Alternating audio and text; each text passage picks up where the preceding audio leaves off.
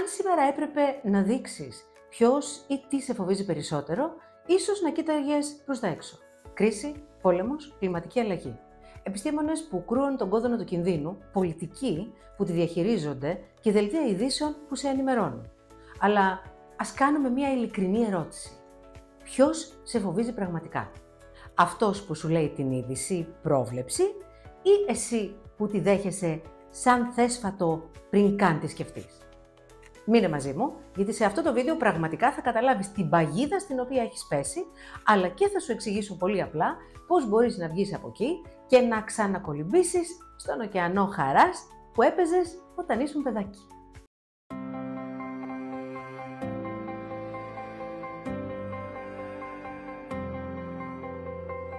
Είμαι η Μέρη Μάρκο, ενεργειακή θεραπεύτρια και δασκάλα της μεθόδου Κοσμοενεργειακή Θεραπευτική, μια σύγχρονη άειλης τεχνολογίας που ανήκει στον τομέα της συμπληρωματικής ιατρικής. Σε αυτό το κανάλι χτίζουμε μια κοινότητα φωτεινή, δυναμική και αφυπνισμένη. Είμαστε μαζί σε αυτό το ταξίδι. Καλώς ήλθες. Πάμε να ξεκινήσουμε αμέσως.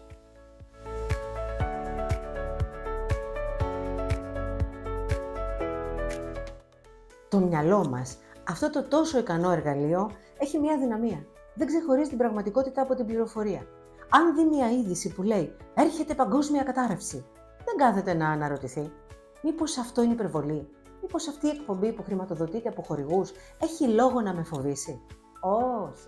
Αντί γι' αυτό, το σώμα σφίγγεται, η καρδιά τρέχει και ο εγκέφαλος γράφει σενάριο με τίτλο «Η ζωή μου τελειώνει τον Οκτώβρη».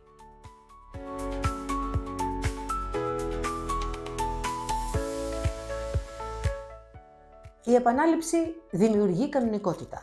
Ό,τι βλέπεις το θεωρείς αλήθεια. Ό,τι ακούς από κάποια αυθεντία το περνάς μέσα σου χωρίς φίλτρο. Και ξέρεις ποιο είναι το πιο επικίνδυνο? Όταν αυτό που σε φοβίζει έρχεται από κάποιον που θεωρείς σοβαρό ή αξιόπιστο. Ποιες λοιπόν είναι οι πιο αξιόπιστες πηγές κατά την άποψη του εγκεφάλου σου? Αυτή η κατάσταση λοιπόν χτίζεται σιγά σιγά από τότε που ήσουν ένα μικρό παιδάκι και παγιώνεται τόσο βαθιά μέσα σου που γίνεται ένα από τα δομικά στοιχεία του χαρακτήρα σου. Τα δομικά στοιχεία έχουν πολύ βαθιές ρίζες στον εγκέφαλό σου και λαμβάνουν μέρος σε προγράμματα που το σύστημά σου τα θεωρεί προστατευτικά για ολόκληρη σου την ύπαρξη. Καταλαβαίνεις τώρα πόσο δύσκολο είναι να σταθείς πάνω από αυτή την κατασκευή και αντί να σε οδηγεί εκείνη, να καταφέρεις να την οδηγήσεις εσύ? Άκου τώρα τι θεωρεί το μυαλό σου ως έγκυρη, αξιόπιστη και χωρίς αντιρρήσεις αυθεντική πηγή.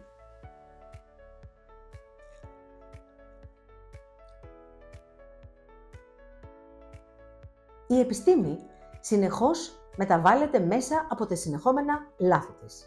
Κάθε 5, 10 ή 20 χρόνια αλλάζει έως και εντελώς τα ευρήματά της, την κατεύθυνσή της, την αντίληψή της για τις διαπιστώσεις της, καθώς εισάγει πολύ τακτικά νέα δεδομένα, ως οφείλει άλλωστε. Αλλά παρόλα αυτά, εάν σήμερα σου ανακοινώσει κάτι, ο εγκέφαλός σου θα το γράψει ως αδιαφιλονίκητο, παντοτινό, αληθινό δεδομένο. Η πολιτική. Σε όλη την ανθρώπινη ιστορία, ένα από τα πιο αναξιόπιστα πράγματα πάνω στον πλανήτη έχει αποδειχθεί εκ των πραγμάτων ότι είναι η πολιτική με ήττα και η πολιτική με όμικρον ιώτα. Άνθρωποι που απλώς κάνουν λάθος στο χειρισμό μιας σοβαρής κατάστασης. Άλλο και πάλι, άνθρωποι ύποπτοι που δουλεύουν για το προσωπικό τους συμφέρον.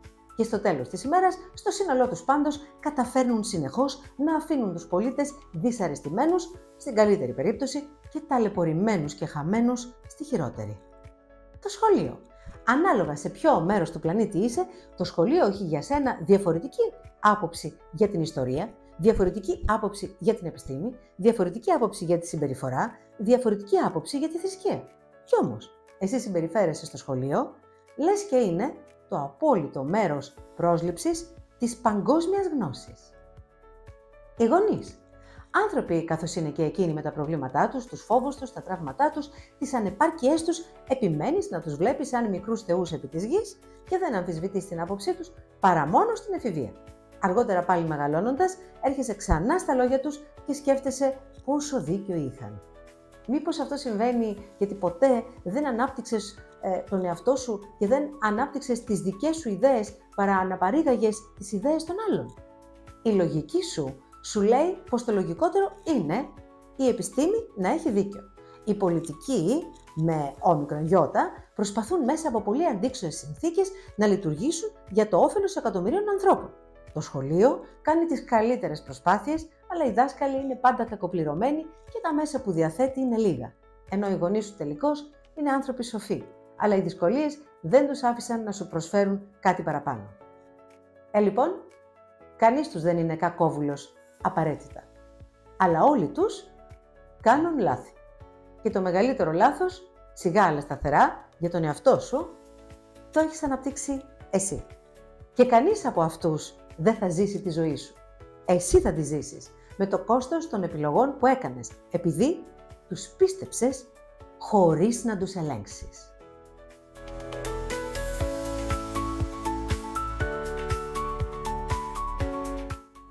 Φαντάσου να θες να πας κάπου με το GPS, αλλά οι συντεταγμένες που σου έδωσε κάποιος είναι λάθος.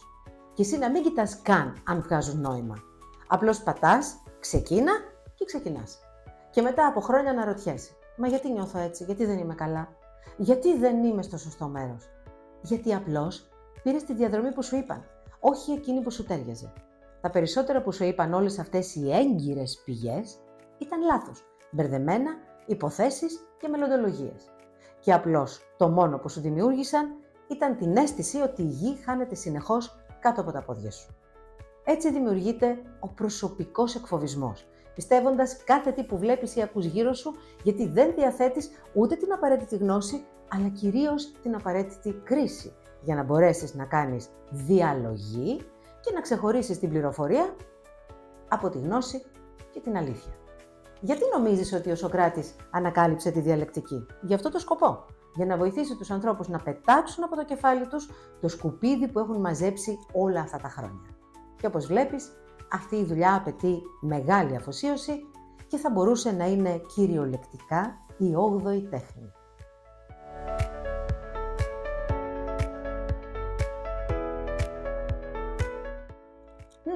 Είναι αρκετά δύσκολη δουλειά να πάψεις να εκφοβίζεις τον εαυτό σου.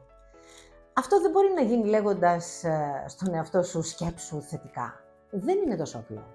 Ίσως όμως βοηθηθείς με 3 πιο ουσιαστικά βήματα. 1. Σταμάτα την παθητική αποδοχή. Μη θεωρείς αλήθεια κάτι επειδή το είπε η τηλεόραση, ο ειδικός ή η μαμά ότι είναι έτσι. Ρώτα, ποιος το είπε? Ποιος έχει συμφέρον αν το πιστέψω? Το νιώθω μέσα μου την αλήθεια? Εμπιστέψου περισσότερο το ένστικτό σου και όχι τις γνώσεις σου. 2. Πρόσεξε το ενεργειακό σου περιβάλλον. Ειδήσεις, social, φίλοι που μιλούν μόνο για καταστροφή, ήχοι, εικόνες, λέξεις. Όλα αυτά σε προγραμματίζουν.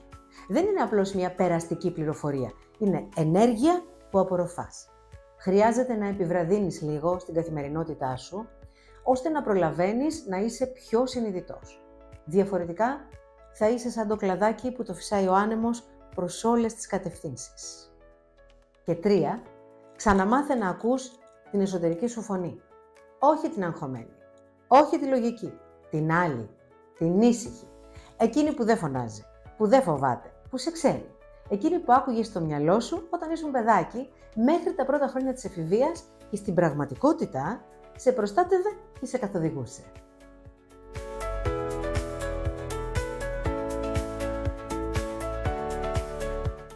Ο φόβος είναι σαν τυμπανιστής, θορυβώδης, κουραστικός, επίμονος. Υπάρχει μάλιστα στην Ελλάδα και μια εξαιρετική παροιμία που λέει «Όσο πιο άδειος είναι ο τενεκές, τόσο πιο πολύ θόρυβο κάνει». Η αγάπη όμως ψιθυρίζει και λέει «Μη φοβάσαι, στάσου λίγο. Μπορείς να ζήσεις με αλήθεια. Δεν χρειάζεται να τρομάζεις συνεχώς τον εαυτό σου με ό,τι ακούς. Δεν θα σου πουν οι άλλοι τι χρειάζεσαι, ούτε τι πρόκειται να γίνει στο μέλλον για να νιώθεις ασφαλής. Αυτό θα το καθορίσουν εκατομμύρια άγνωστες καταστάσεις που θα συντονιστούν στο κβαντικό πεδίο και θα εκδηλωθούν στη γη ως υλική πραγματικότητα. Οπότε, ένα είναι βέβαιο. Μην ανησυχείς για 2 πράγματα. Για αυτά που γίνονται ή για αυτά που δεν γίνονται. Αν επιτρέψεις να σε κατακλείσει αυτή η φιλοσοφική στάση, τότε ανάμεσα σε αυτούς τους 2 πόλους θα συναντηθείς με τον εαυτό σου. Και εκεί θα μπορέσεις να νιώσεις και την ασφάλεια που χρειάζεσαι, αλλά και την υλοποίηση των οραμάτων σου.